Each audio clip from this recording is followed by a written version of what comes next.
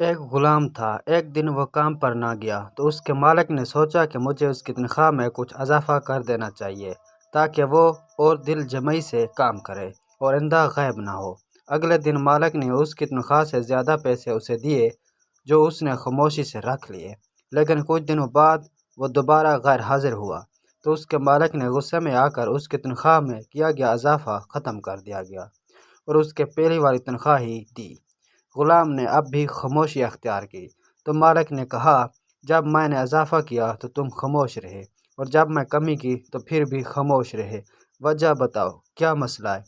تب غلام نے جواب دیا، جب میں پہلی دفعہ غیر حاضر تھا تو اس کی وجہ بچے کی پیدائش تھی اور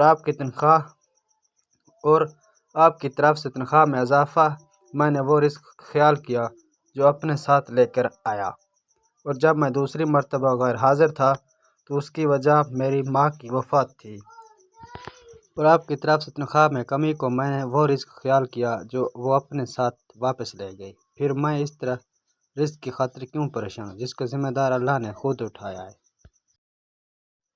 ایک سانپ بارگاہ رسالت میں حاضر ہوا اور اپنا منہ سرکار مدینہ کے کان مبارک کے قریب لے جا کر کچھ عرض کی۔ نبی اکرم صلی اللہ علیہ وسلم نے فرمایا، ٹھیک ہے۔